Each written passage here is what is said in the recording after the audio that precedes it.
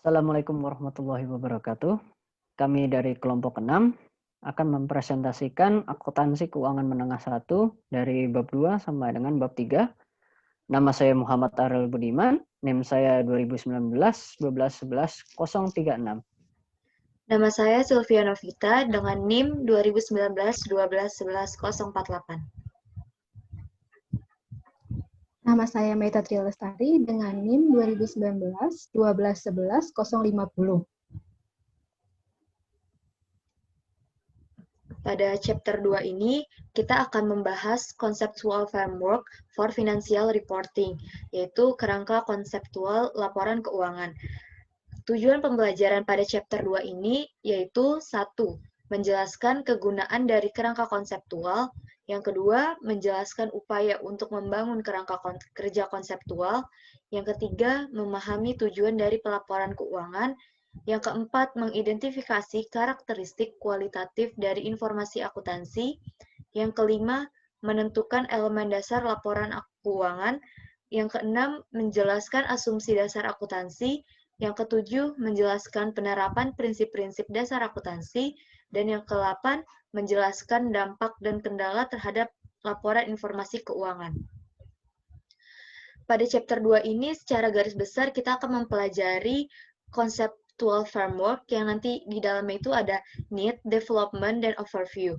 Di dalam kerangka konseptual ini terdiri dari 3 level, yaitu level pertama kita akan membahas tujuan dasarnya, di level kedua kita akan membahas konsep dasar, nanti ada kualitatif karakteristik dan basic elements, dan di level ketiga kita akan membahas pengakuan, pengukuran, dan disclosure concept, yang nanti di dalamnya itu terdiri dari basic assumption, basic principle, constraint, dan summary. Sebelumnya, kerangka konseptual itu apa sih? Kerangka konseptual itu digunakan untuk menetapkan konsep-konsep yang mendasari laporan keuangan. Jadi kerangka kerja konseptual ini itu sebagai standarnya untuk membuat laporan keuangan. Kegunaan kerangka konseptual yang itu need, 1. Peraturan keputusan yang dibuat harus membangun dan berhubungan dengan konsep yang didirikan badan, body of concept. Yang kedua, memungkinkan International Accounting Standard Base menerbitkan pernyataan lebih berguna dan konsisten dari waktu ke waktu. Jadi dari waktu ke waktu, untuk membuat laporan keuangan itu konsepnya sama. Yang kedua, ada pengembangan kerangka konseptual development. International Accounting Standard Board dan Financial Accounting Standard Board bekerja sama pada sebuah proyek untuk mengembangkan suatu kerangka konseptual yang umum. Yang kedua, kerangka akan membangun keberadaan kerangka International Accounting Standard Board dan Financial Accounting Standard Board. Yang ketiga, proyek telah mengidentifikasi tujuan laporan keuangan yang sudah kita bahas di chapter 1 dan karakteristik kualitatif yang berguna untuk keputusan dari financial reporting information. Yang ketiga, ada overview yang bakal kita bahas berikutnya. Di dalam kerangka konseptual laporan keuangan ini ada 3 level. Yang pertama itu kita akan membahas tujuan dasar. Di level kedua kita akan membahas karakteristik kualitatif dan elemen-elemen dari laporan keuangan itu sendiri. Dan di level ketiga kita akan mempelajari pengakuan, pengukuran, dan pengungkapan konsep. Di tingkat pertama, first level, kita akan membahas tujuan dasarnya. Tujuan dasar dari kerangka konseptual ini untuk memberikan informasi keuangan mengenai pelaporan entitas yang berguna untuk menyajikan dan potensial ekuitas bagi investor, pemberi pinjaman, dan kreditur lainnya dalam kapasitas mereka sebagai penyedia modal. Di sini itu informasi disediakan dengan menerbitkan tujuan umum laporan keuangan. Dan nanti ada asumsi itu bahwa pengguna memiliki pengetahuan yang wajar dari bisnis dan akuntansi keuangan untuk memahami informasi.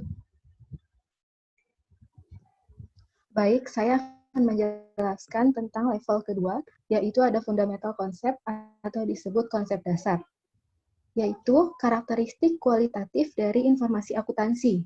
International Accounting Standard Board mengidentifikasi karakteristik kualitatif dari informasi akuntansi yang membedakan yang lebih baik, yang bermanfaat dari informasi yang rendah atau kurang bermanfaat.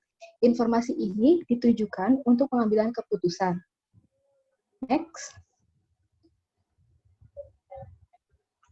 Di slide selanjutnya, ada karakteristik kualitatif dari laporan keuangan, yaitu laporan keuangan harus dapat dipahami, relevan, materialitas, dapat diandalkan, penyajiannya yang jujur, substansi, mengungguli bentuk, harus netral, pertimbangan yang sehat, laporan keuangan harus lengkap, dan harus dapat dibandingkan.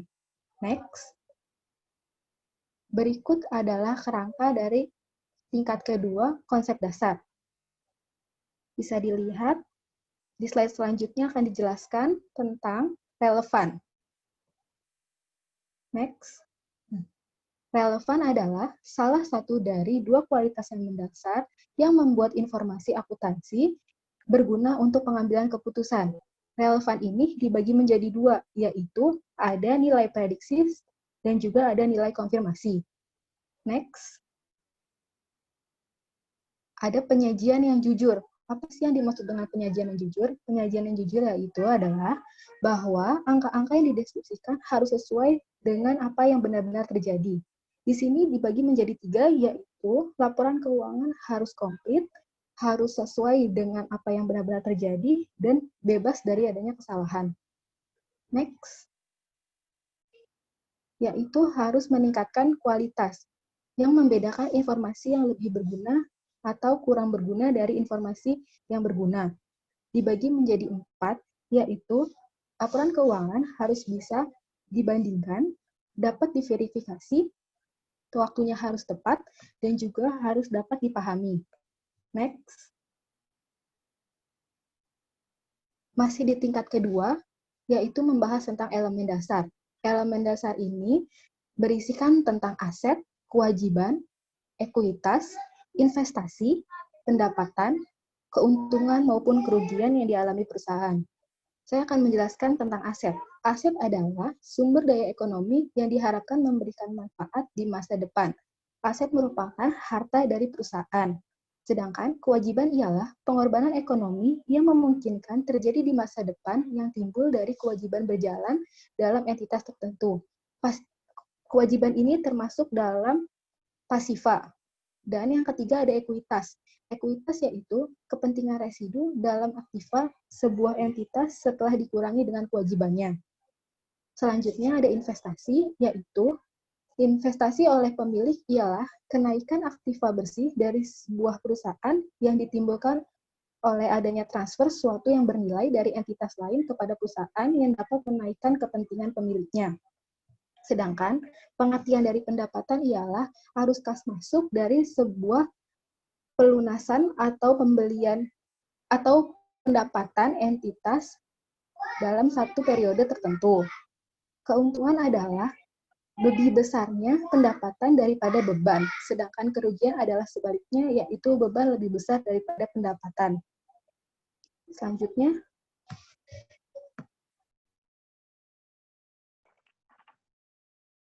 di tingkat ketiga, konsep di tingkat ketiga, konsep pengakuan, pengukuran, dan pengungkapan. Konsep-konsep ini menjelaskan bagaimana perusahaan harus mengakui, mengukur, dan melaporkan elemen keuangan dari setiap kejadian. Berikut konsep pengakuan, pengukuran, dan pengungkapan.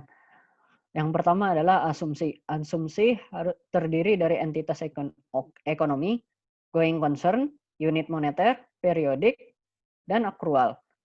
Dan yang kedua adalah prinsip. Yang pertama, pengukuran, pengakuan pendapatan, pengakuan beban, dan kendali pengungkapan.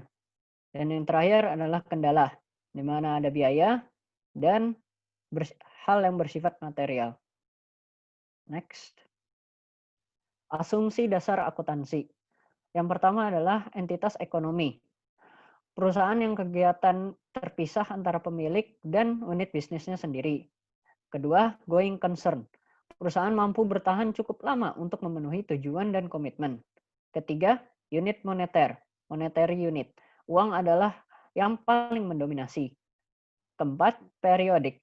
Perusahaan harus dapat membagi kegiatan ekonomi ke dalam periode waktu. Kelima, akrual. Transaksi dicatat dalam periode di mana peristiwa terjadi. Next. Prinsip. Yang pertama adalah pengukuran, measurement. Pengukuran terdiri dari cost yang umumnya dianggap menjadi representasi dari jumlah yang dibayar untuk item tertentu. Fair value adalah nilai di mana suatu aset dapat dipertukarkan kewajiban diselesaikan atau instrumen ekuitas yang diberikan dapat dipertukarkan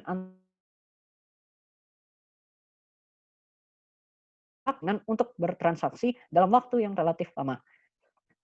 Dari International Accounting Standard Board telah mengambil langkah yang memberikan perusahaan pilihan untuk menggunakan nilai wajar sebagai dasar untuk pengukuran aset keuangan dan kewajiban keuangan. Next. Kedua, pengakuan pendapatan, revenue recognition. Pendapatan harus diakui bila besar kemungkinan manfaat ekonomis masa depan akan mengalir ke perusahaan dan pengukuran yang dapat diandalkan dari jumlah pendapatan dimungkinkan. Berikut adalah gambar timing revenue recognition. Selanjutnya. 3. Pengakuan beban, expense recognition. Arus keluar atau pengurasan habis aset dapat menimbulkan kewajiban atau kombinasi keduanya selama periode sebagai akibat dari memberikan atau menghasilkan barang dan penyerahan jasa. Berikut ya ilustrasinya, expense recognition. Keempat, kendali pengungkapan. Memberikan informasi yang cukup penting untuk mempengaruhi penilaian dan keputusan pengguna informasi. Disediakan oleh laporan keuangan, catatan atas laporan keuangan, dan informasi tambahan. Next. Kendalanya. Kendalanya ada 2. Yang pertama adalah biaya, cost. Biaya penyediaan informasi harus dipertimbangkan terhadap manfaat yang dapat diperoleh dari penggunanya. Dan kedua, bersifat material. Item dapat dikatakan material jika mempengaruhi atau mengubah penilaian dari orang yang wajar. Ya, next. Ya, berikut ya summary of the structure dari 3 tingkatan tersebut. Di third level ada asumsi, prinsip, dan kendala. Di second level ada karakteristik, kualitatif, elemen. Dan di level pertama, first level, ada tujuannya. Ya. Sekian, terima kasih. Mari kita lanjut ke bab 3.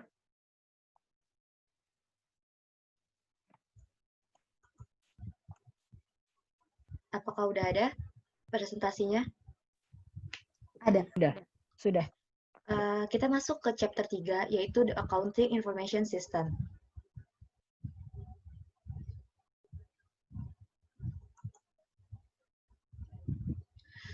Pada chapter 3 ini, ada tujuan pembelajaran kita itu, 1. Memahami terminologi dasar akuntansi, yang kedua, menjelaskan aturan double entry, yang ketiga, mengidentifikasi tahapan siklus akuntansi, yang keempat, mencatat transaksi di jurnal umum, posting ke buku besar, dan menyajikan neraca saldo. Yang kelima, menjelaskan alasan mempersiapkan jurnal penyesuaian. Yang keenam, mempersiapkan financial statement dari neraca saldo. Dan yang ketujuh, mempersiapkan jurnal penutup. Di sistem informasi akuntansi ini, secara besar kita akan membahas yang ada di kerangka ini. Yang pertama, di sistem informasi akuntansi, kita akan membahas terminologi dasar, debit dan kredit, persamaan akuntansi, financial statement, dan struktur kepemilikan. Selanjutnya, di siklus akuntansi, kita akan mempelajari identifikasi dan pencatatan, jurnal, posting, trial balance, adjusting entries, adjusted trial balance, penyajian financial statement, closing, post-closing trial balance, reversing entries, dan summary. Selanjutnya, di yang ketiga, kita akan membahas financial statement merchandiser. Kita akan membahas income statement, statement of returned earning, statement of financial position, dan closing entries. Di sistem informasi akuntansi ini berperan untuk pengumpulan dan pemrosesan data transaksi, menyebarkan informasi kepada pihak yang berkepentingan, dan di terminologi dasar kita akan membahas tentang event, transaction, akun real, akun nominal, ledger, journal, posting, trial balance, adjusting entries, financial statement, dan closing entries. Kita akan membahas dimulai dengan debit dan kredit. Sebuah akun menunjukkan pengaruh transaksi pada aset, kewajiban, ekuitas, pendapatan, dan akun beban tertentu. Double entry, yaitu sistem akuntansi berpasangan. Selanjutnya, pencatatan yang dilakukan dengan mendebit setidaknya satu akun dan mengkredit yang lainnya. Jadi, antara debit dan kredit itu harus seimbang. Akun yaitu pengaturan yang menunjukkan pengaruh transaksi pada akun. Debit itu selalu berada di sebelah kiri, sedangkan kredit itu berada di sebelah kanan. Penjelasan debit dan kredit. Jika debit lebih besar daripada kredit, akun akan memiliki saldo yang terletak pada posisi debit. Sebagai contoh, di transaksi 1 akan dimasukkan di bagian debit dan transaksi 2 di kredit. Sedangkan di transaksi 3-nya ini ada debit. Berarti debitnya itu jumlahnya lebih besar daripada kredit. Sehingga nanti saldo normalnya, balance-nya akan berada di debit. Dan sebaliknya, jika entry kredit lebih besar daripada entry debit, maka posisi saldonya nanti akan di kredit. Ya, ini ada ringkasan saldo normal akun.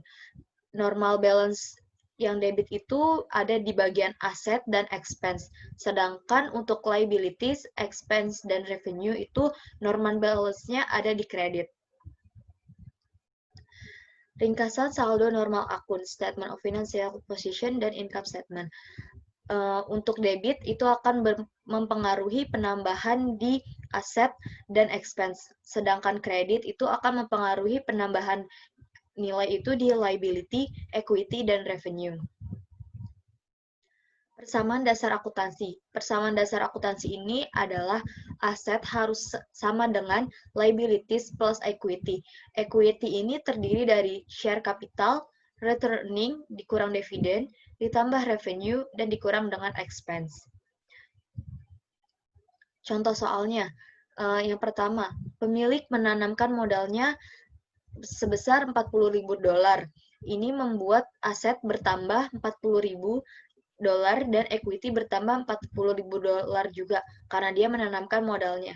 Berarti di aset kita tambahkan sebesar $40.000 dan di equity sebesar $40.000. Contoh berikutnya ini kita menerima kas sebesar $4.000 untuk jasa yang diberikan. Berarti kita mencatatnya itu di jurnal umum sebagai aset sebesar 4.000 dan equity di bagian revenue sebesar 4.000 pula. Jadi antara aset harus sama besar dengan liabilities plus equity ini. Apabila tidak besar, besarnya tidak sama antara aset dan liabilities plus equity ini, maka nanti jumlahnya tidak balance.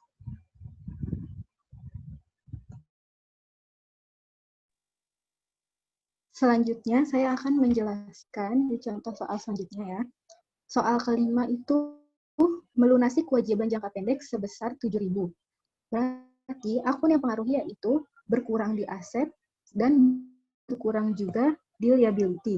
Jadi debit dikurang dan kredit juga dikurang agar balance. Yang keenam, yaitu mengumumkan pembagian dividen kas sebesar 5.000.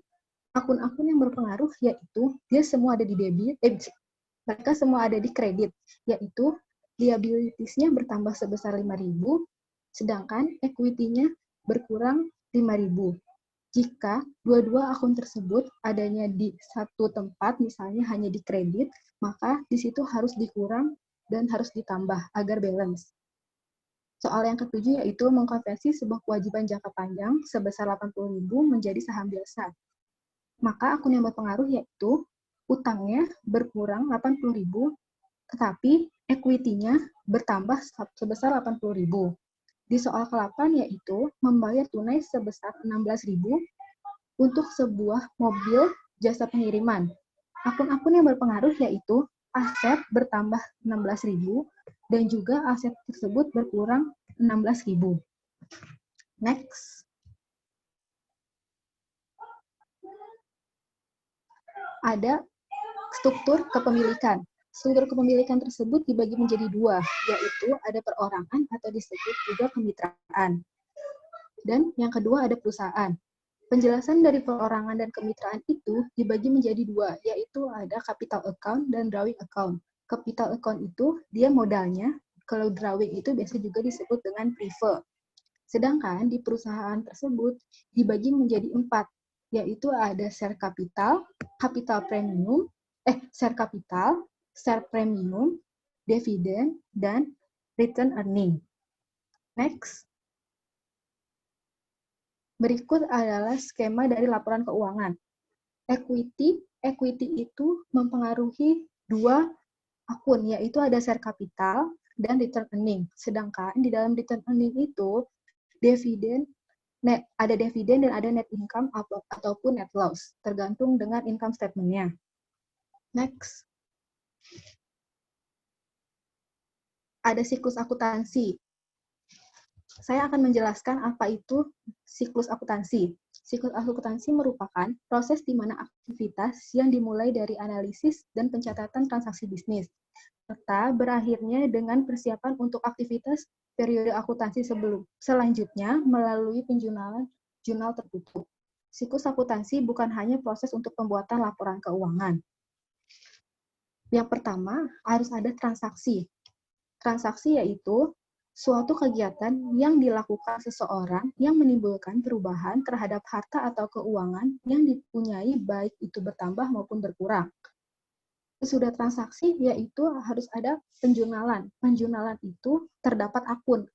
Akun adalah tempat untuk mencatat transaksi yang terjadi, di mana terdapat dua akun, yaitu akun real dan akun nominal. Akun real yaitu akun yang permanen, sedangkan akun nominal itu nanti akan ditutup di jurnal penutup. Yang kedua ada posting. Posting itu dilanjutkan di buku besar, posting ke buku besar. Yang ketiga ada neraca saldo. Yang keempat ada jurnal penyesuaian, dilanjutkan adanya worksheet. Sesudah itu ada juga neraca saldo yang sudah disesuaikan, lalu dibikin laporan keuangan, dibikin jurnal penutup. Di laporan keuangan, dibikin jurnal penutup, dibikin sesudah itu membuat neraca saldo setelah penutup. Next. Selanjutnya ada mengidentifikasi dan mencatat transaksi. Transaksi tersebut harus dicatat sesuai dengan apa yang benar-benar terjadi. Lalu apa yang harus diingat, yaitu item yang diakui dalam laporan keuangan jika suatu elemen dapat diukur, harus relevan dan dapat direpresentasikan. Next. Penjurnalan. Di sini saya akan menjelaskan jurnal terlebih dahulu. Jurnal adalah suatu catatan kronologis tentang transaksi-transaksi yang terjadi dalam satu periode akuntansi. Proses pencatatan transaksi ke dalam jurnal disebut journalizing. Terdapat dua jurnal, yaitu ada jurnal umum atau biasa disebut general journal, yaitu biasanya pencatatan transaksi dimasukkan ke dalam satu rekening di debit dan salah satu lagi di kredit. Sedangkan jurnal khusus yaitu untuk meningkatkan efisiensi pencatatan terhadap transaksi yang berulang, seperti dispesialisasikan, seperti ada jurnal penjualan, jurnal pembelian, jurnal penerimaan kas, dan jurnal penutupan kas. Ini contoh dari jurnal umum, yaitu pemegang saham menginvestasikan uang tunai sebesar 15.000 ke dalam perusahaan dengan imbalan saham biasa. Maka akun yang berpengaruh yaitu pada tanggal September 1, tahun 2011, yaitu cash bertambah di debit dan share capital ordinary bertambah di kredit. Next. Posting. Saya akan menjelaskan tentang buku besar terlebih dahulu. Buku besar yaitu kumpulan rekening-rekening yang pembuatannya itu disesuaikan dengan akun-akun, dengan mengklasifikasikan akun-akun sesuai dengan akun tersebut. Posting ini merupakan proses transfer dari jurnal ke buku besar. Jadi, tadi kan sudah dijelaskan kedua akun yang berpengaruh yaitu cash bertambah di debit dan share capital bertambah di kredit. Maka cash dimasukkan ke akun cash dengan menulis nilai transaksi tersebut di kolom debit. Dengan menulis juga kode akunnya di kolom referensi. Sedangkan share capital tersebut juga ditaruh di akun share capital dengan nominalnya ditaruh di kredit dengan juga ditulis nomor referensi itu kode akunnya. Next.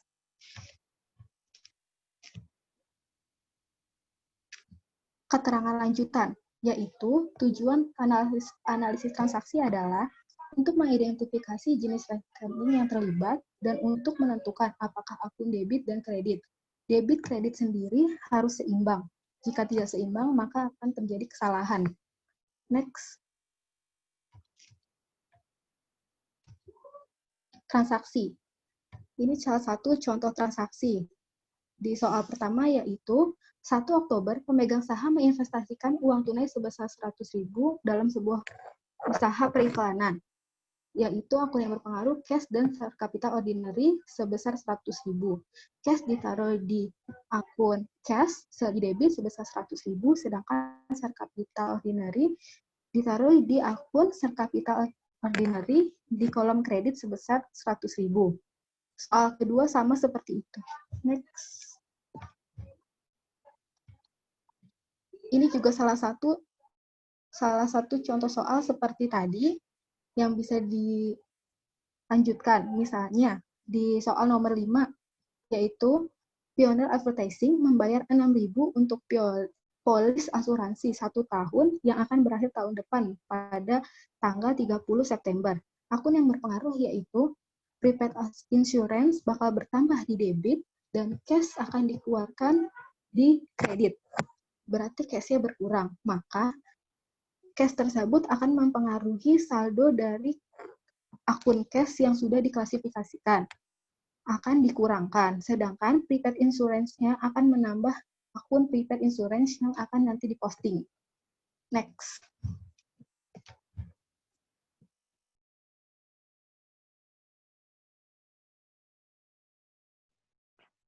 Ya, berikut masih merupakan contoh soal dari transaksi tersebut. Salah satunya adalah pada tanggal 20 Oktober, Direksi Pioneer Advertising Board menyatakan membayar dividen tunai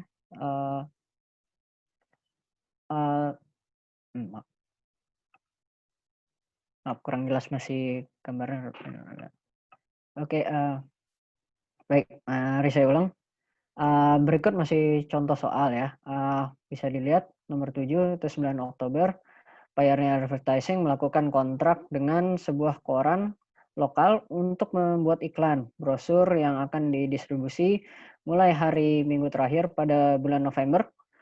Pioneer akan mulai bekerja membuat brosur pada bulan November. Pembayaran sebesar 7.000 adalah setelah penerbitan koran besar.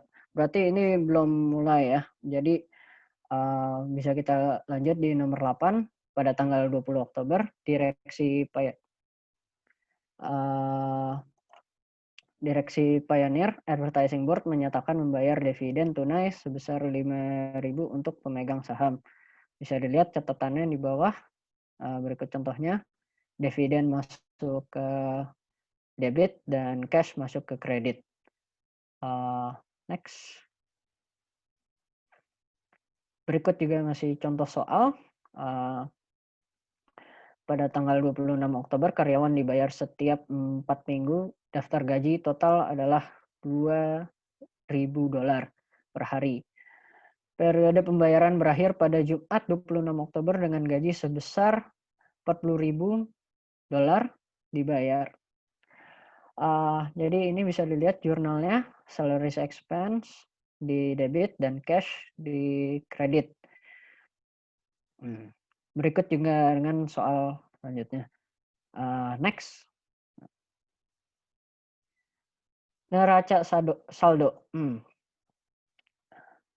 Pada akhir periode akuntansi, neraca saldo membuat ringkasan dari akun transaksi beserta saldonya.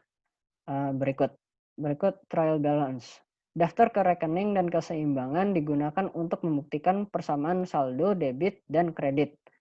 Berikut adalah contoh neraca saldo atau trial balance.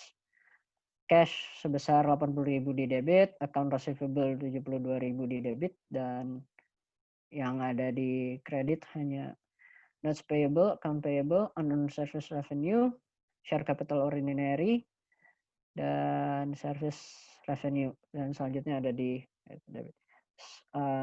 Dan ini ya, hasilnya mesti sama dengan antara debit dengan kredit karena sudah hukumnya. Next. Adjusting entry atau jurnal penyesuaian. Pada akhir periode akuntansi, perusahaan jurnal penyesuaian harus diposting ke akun tertentu pada akhir periode akuntansi agar sesuai dengan kondisi sebenarnya berdasarkan akuntansi aktual. Berikut laporan posisi keuangan yang tepat seperti aset, kewajiban, dan ekuitas pada tanggal laporan. Laporan laba rugi, pendapatan yang tepat, dan biaya periode berjalan. Ya, di bawah bisa dilihat revenue dicatat dalam periode di mana mereka diterima, dan expense beban diakui pada periode terjadinya. Next. Berikut adalah tipe jurnal penyesuaian ya. Jurnal penyesuaian dibagi menjadi dua, yaitu deferral sama accrual. Di deferral itu terbagi menjadi dua juga. Yang pertama adalah prepaid expense dan unearned revenues. Dan yang prepaid expense biaya dibayar tunai dan dicatat sebagai aset sebelum digunakan atau dikonsumsi. Dan unearned revenue pendapatan diterima dan dicatat sebagai kewajiban sebelum mereka diterima. Dan accrued revenue pendapatan yang diperoleh tetapi belum diterima secara tunai atau dicatat. Dan yang terakhir adalah accrued expense, beban yang terjadi namun belum dibayar tunai atau dicatat. Next. Ya, berikut cara kita menyesuaikan entry data dan penangguhannya ya. Prepaid expense atau unearned revenues. Bisa dilihat itu ilustrasi adjusting entries itu ya. Di prepaid expense, adjusted balance, kredit asetnya jatuh ke kredit dan expense-nya ke debit. Berikut sama next. Penyesuaian untuk prepaid expense. Pembayaran kas yang dicatat sebagai aset karena layanan atau manfaat akan diterima di masa depan. Contohnya cash payment sebelum expense recorded, di expense-nya sebelum dicatat. Pembayaran di muka seringkali terjadi sehubungan dengan asuransi, persediaan, pengiklanan, sewa, dan pembelian bangunan dan peralatan. Next. Berikut contohnya ya, penyesuaian untuk prepaid expense, di mana supplies. Pioneer membeli perlengkapan iklan seharga $25.000 pada tanggal 5 Oktober. Buatlah ayat jurnal untuk mencatat pembelian persediaan tersebut. Jadi di catatannya adalah advertising supplies masuk ke debit dan cash masuk ke kredit. Dan soal selanjutnya, sejumlah persediaan pada penutupan perdagangan pada tanggal 31 Oktober mengungkapkan bahwa $10.000 dari pasokan iklan masih di tangan. Jadi catatannya adalah advertising supplies expense di debit dan advertising supplies di kredit. Next. Berikut penyajian laporannya ya. Pasokan iklan mengidentifikasikan bahwa sebagian dari biaya aset diberikan manfaat ekonomi di masa depan. Ya, berikut contohnya dan ya. Next. Berikut juga penyajian laporannya. Biaya iklan mengidentifikasikan bahwa sebagian biaya aset yang berakhir pada bulan Oktober. Berikut jurnalnya bisa lihat. Baik.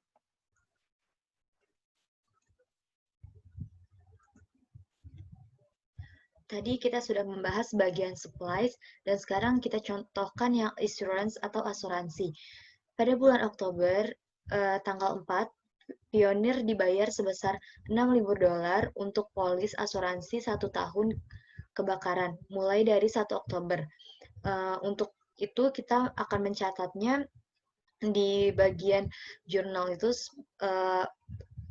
Oktober tanggal 4, prepaid insurance pada cash sebesar 6.000 di debit untuk prepaid insurance dan cash berkurang sebesar 6.000 di kredit.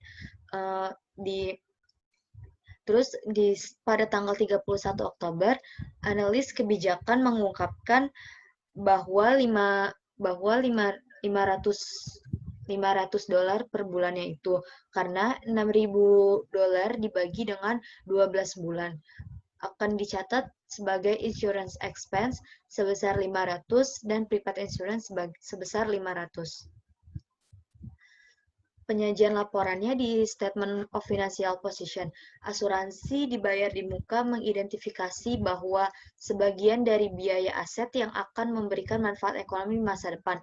Oleh karena itu, prepaid insurance tadi di Statement of Financial Position ini kita catat besarannya sebesar 5.500 di sisi kredit. Dan untuk yang insurance expense-nya kita catat di bagian debit sebesar 500. Beban asuransi ini mengidentifikasi bahwa sebagian biaya aset yang berakhir pada bulan Oktober. Selanjutnya ada depresiasi. Pioneer Advertising memperkirakan penyusutan peralatan kantor menjadi sebesar $400 per bulan. Dengan demikian, Pioneer mengakui penyusutan untuk bulan Oktober oleh jurnal penyusutan itu sebagai berikut. Pada tanggal 31 Oktober, depreciation expense-nya sebesar 400 dan akumulasi depresiasinya sebesar 400. Kemudian kita masukkan di Statement of Financial Position itu, akumulasi penyusutan merupakan akun kontra aset. Di Statement of Financial Position, akumulasi depresi ini sebagai pengurang, yaitu sebesar 400 di bagian debit, karena dia udah berkurang kan.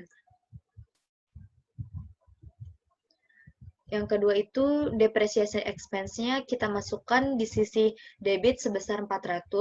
Depreciation expense ini mengidentifikasi bahwa sebagian biaya aset yang berakhir pada bulan Oktober. Jadi yang tadi akumulasi depresiasinya untuk mengurangi dan depreciation expense-nya bertambah di debit. Penyesuaian untuk unearned revenue. Penerimaan kas yang dicatat sebagai kewajiban karena pendapatan belum diterima. Cash receipt, cash-nya itu udah diterima sebelum ada pencatatan pendapatan. Unearned revenue ini sering terjadi dalam hal sewa, tiket pesawat, uang sekolah, subskripsi majalah, dan simpanan pelanggan. Jadi bahasa lainnya itu sebagai DP. Jadi uang DP ini atau penerimaan diterima di muka. Selanjutnya, unearned revenue, contoh kasusnya. Pioneer Advertising menerima sebesar $12.000 pada tanggal 2 Oktober dari KC untuk layanan iklan diharapkan akan selesai pada 31 Desember. Di jurnal kita akan mencatat pada tanggal 2 Oktober cash sebesar 12.000 di debit, pada unearned service revenue di kredit sebesar 12.000 pula. Kemudian, analisis mengungkapkan bahwa Pioneer memperoleh $4.000 dari layanan iklan pada bulan Oktober. Dengan demikian, Pioneer membuat jurnal penyesuaiannya sebagai berikut. Unearned Service Revenue sebesar 4.000 dan Service Revenue 4.000 pula di bagian kredit.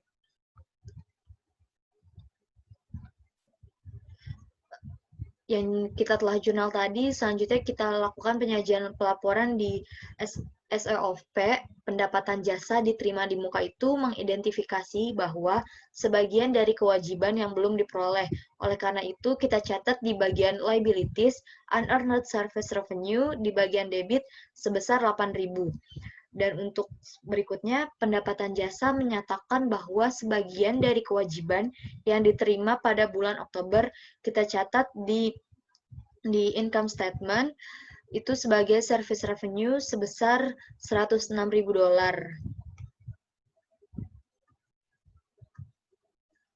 Penyesuaian untuk akrual, pendapatan yang masih harus dibayar atau biaya yang masih harus dibayar. Adjusting entries. Ini ada gambarannya. Misalnya, ini kan akrual kan, adjusting entries. Penyesuaiannya itu, debit adjusting entries itu bertambah di asetnya, dan nanti di revenue-nya sebagai pengurangnya, dan kreditnya itu sebagai adjusting entries.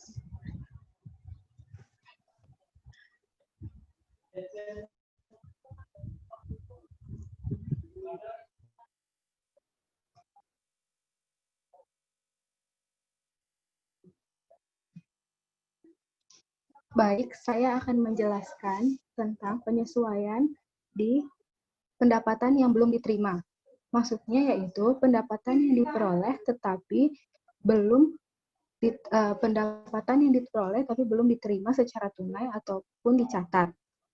Maksudnya itu pendapatannya sudah dicatat tetapi kasnya sudah juga diterima. Sebelum kasnya itu diterima, maksudnya, maaf. Jadi pendapatannya sudah dicatat sebelum kasnya diterima, yaitu disebut piutang pendapatan. Accrued revenue ini sering terjadi sehubungan dengan sewa, bunga maupun servis yang dilakukan. Next.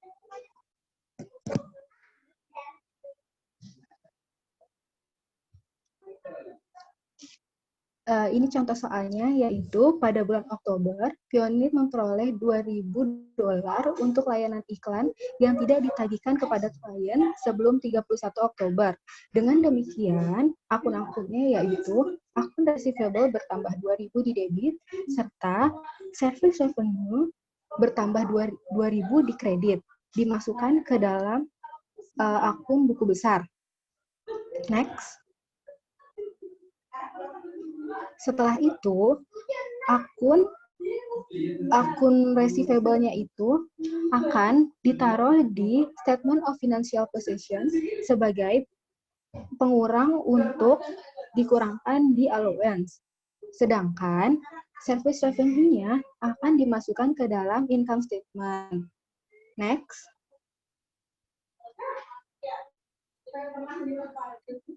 Selanjutnya ada accrued expense, yaitu beban yang terjadi belum dibayar tunai atau dicatat.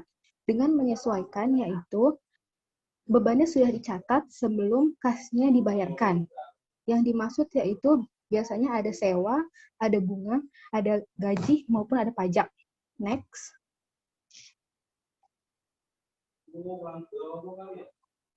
Berikut ada contoh soalnya, yaitu Pioneer telah menandatangani wesel bayar senilai $50.000 selama 3 bulan dengan bunga 12%.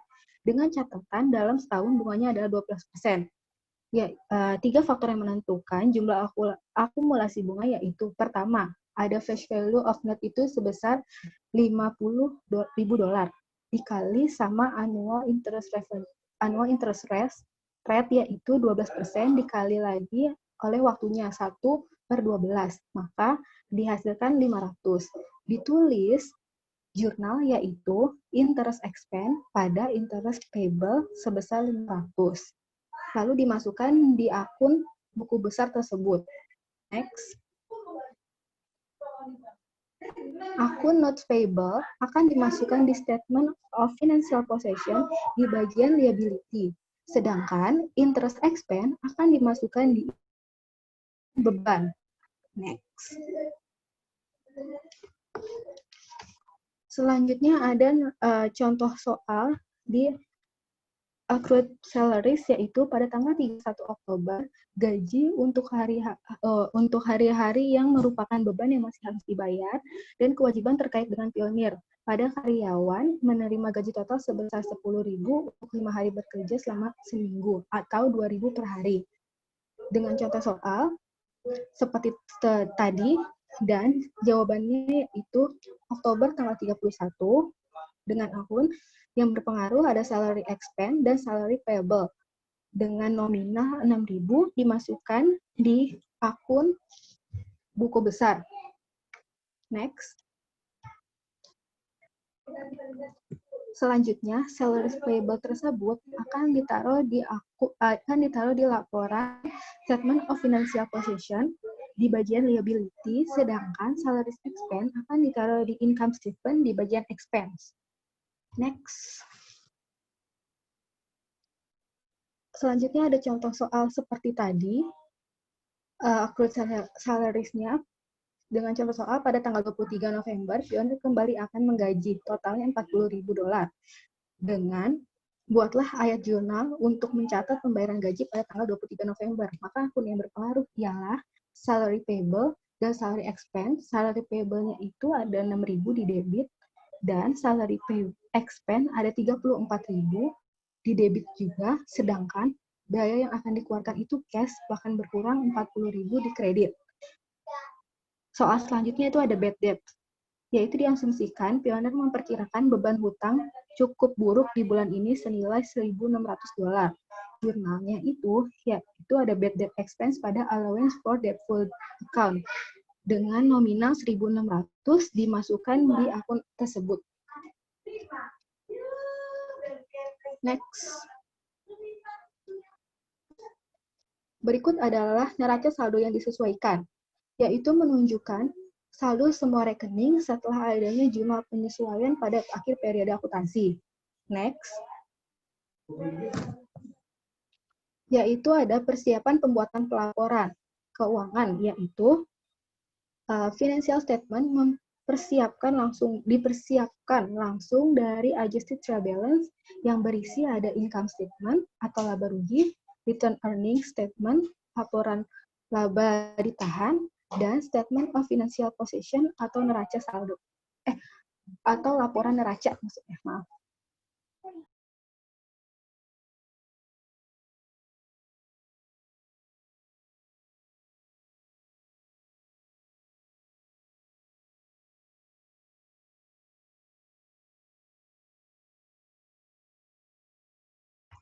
Ariel masih di unmute. Sorry. Baik, berikut adalah ilustrasi dari jurnal adjusted trial balance, di mana yang harus ditambahkan retained earnings dengan dividen dan income statement ya. Dan income statement-nya terdiri dari service revenue, salaries expense, advertising supplies expense, rent expense, insurance expense, interest expense, depreciation expense, bad debts expense. Dan sama seperti jurnal sebelumnya, trial balance sebelumnya, semua hasil harus sama, baik di debit dan di kredit. Next.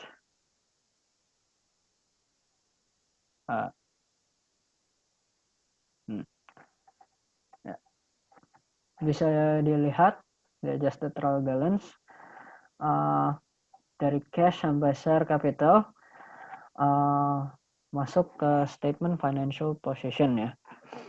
Di situ terbagi menjadi dua, yaitu aset dan equity and liabilities. Next. Jurnal penutup. Jurnal maaf, ntar. Jurnal penutup. Pada saat jurnal penutup tersebut diposting, semua akun nominal saldonya menjadi 0 dan sudah siap digunakan untuk mencatat transaksi berjalan pada awal periode berikutnya. Bisa dilihat, untuk mengurangi saldo income statement akun, revenue dan expense harus 0. Untuk mentransfer rugi bersih, pendapatan atau bersih terhadap ekuitas, laporan posisi keuangan yaitu aset, liability, dan equity. Dan dilanjutkan oleh dividen ditutup langsung ke akun saldo laba. Next. Bisa dilihat ya, ini ilustrasinya. Next. Berikut adalah ilustrasi neraca saldo setelah penutupan ya.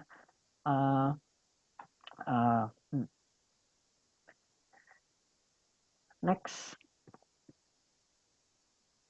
Membalikan entry. Setelah menyiapkan laporan keuangan dan menutup buku, sebuah perusahaan dapat membalikan beberapa jurnal penyesuaian sebelum mencatat transaksi reguler periode berikutnya. Next. Berikut adalah ringkasan siklus akuntansi. Yang pertama adalah masukkan periode transaksi dalam jurnal yang sesuai. Kedua, memposting dari jurnal ke buku besar atau ledger. Ketiga, membuat neraca saldo yang disesuaikan dengan trial balance. Keempat, siapkan jurnal penyesuaian dan posting ke buku besar. Kelima, buat neraca saldo setelah disesuaikan. Adjusted trial balance. Keenam, siapkan laporan keuangan dari neraca saldo kedua.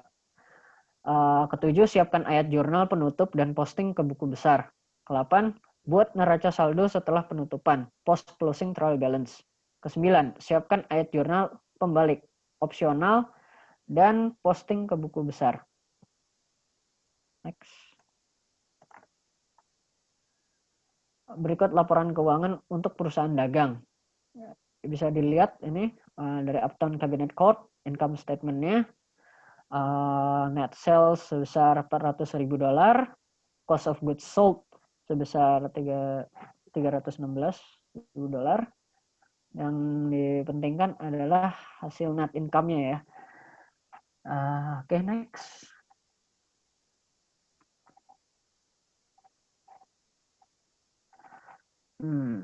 Mati.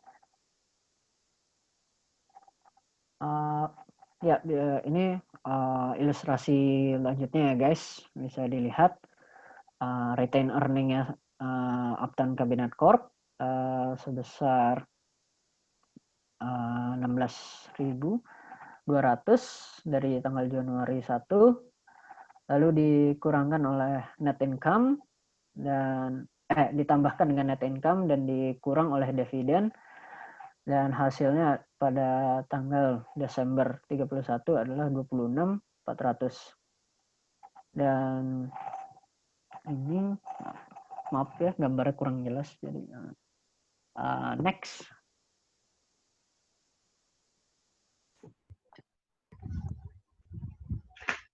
Selanjutnya, konvergensi corner, sistem informasi akuntansi.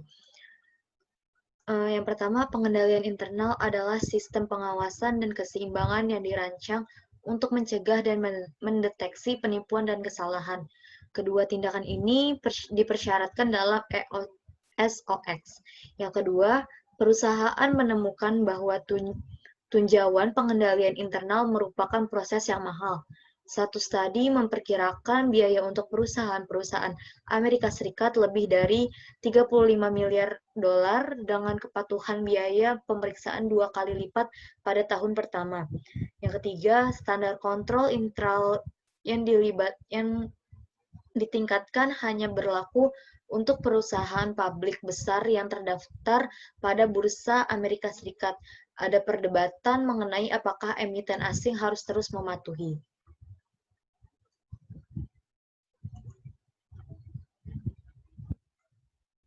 Selanjutnya, sebagian pendapatan perusahaan menggunakan akuntansi berbasis akrual. yaitu mengakui pendapatan ketika diterima dan beban pada saat terjadinya, tanpa memperhatikan waktu penerimaan atau pembayaran kas. Berdasarkan konsep kas yang ketat, perusahaan mencatat pendapatan hanya ketika mereka menerima uang tunai, dan mencatat pengeluaran hanya ketika mereka mencairkan uang tunai. Pernyataan secara cash basis keuangan tidak sesuai dengan IFRS. Ini ada ilustrasi-ilustrasinya, contoh-contoh soalnya, konversi dari basis kas ke basis aktual. Terus ada, ya, ini yang contoh satu, kita contohkan, kontraktor quality menandatangani kesepakatan untuk membangun garasi sebesar $22.000 pada $22.000. Pada bulan Januari, quality memulai konstruksi, menimbulkan biaya $18.000 secara kredit, dan pada akhir Januari menyelesaikan garasi jadi ke pembeli. Pada bulan Februari, Quality menghimpun uang sebesar $22.000 dari pelanggan. Pada bulan Maret, Quality membayar $18.000 kepada kreditur. Untuk itu, dan konversi dari basis kas ke basis aktual, Dr. Dian Windsor seperti banyak pemilik usaha kecil membuat catatan akuntansinya secara basis kas. Pada tahun 2010, dokter menerima $300.000 dari pasien dan dibayar $170.000 untuk biaya operasional, sehingga kelebihan penerimaan dari pengeluaran $130.000. 1 Januari dan 31 Desember 2010, dia memiliki piutang, pendapatan jasa diterima di muka, kewajiban yang masih harus dibayar, dan beban dibayar di muka disajikan dalam gambar ini 3A5.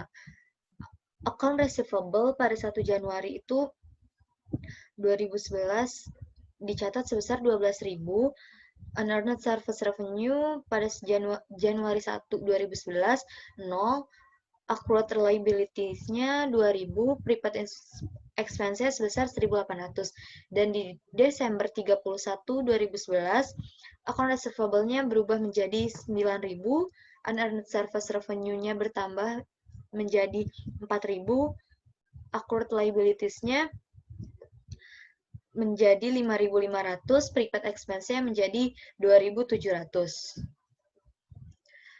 Ini ilustrasinya kalau misalnya digambarkan ini di spreadsheet-nya, worksheet-nya yang tadi udah dicatat, dimasukkan nanti dan dikonversi dari basis kas ke basis aktualnya. Kelemahan dari basis kas perekonomian saat ini yang jauh lebih dihiasi oleh kredit dibandingkan dengan uang tunai. Basis akrual, bukan basis kas, mengakui semua fenomena aspek kredit. Investor, kreditur, dan pembuat keputusan lain mencari informasi tepat waktu tentang arus kas masa depan. Ini contoh ilustrasi membalik entry, beban yang harus dibayar, dan penangguhan.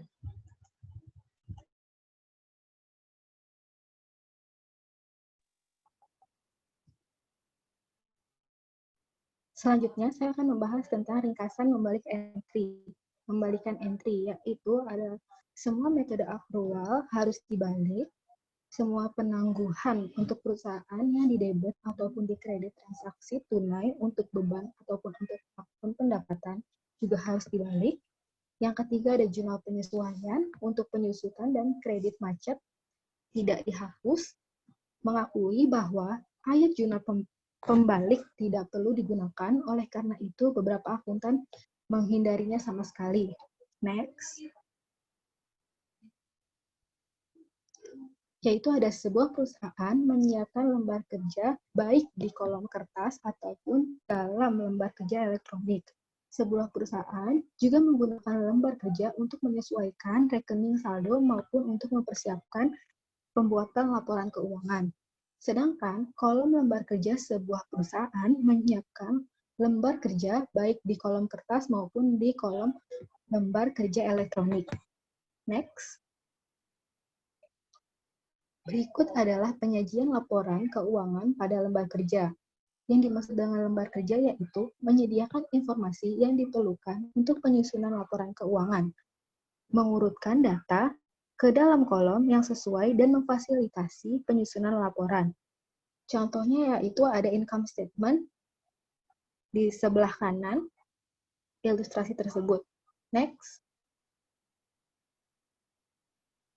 Berikutnya ada return earning statement dengan hasil $26.400 dan di sebelah kanan ada contoh statement of financial position dengan total equity dan liability sebesar $145.340.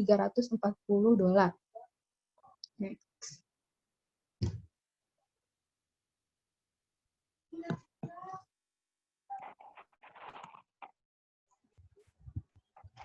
Sekian dari kelompok kami. Mohon maaf bila ada kesalahan kata. Kami ucapkan mohon maaf dan terima kasih. Wassalamualaikum warahmatullahi wabarakatuh. Wassalamualaikum warahmatullahi wabarakatuh.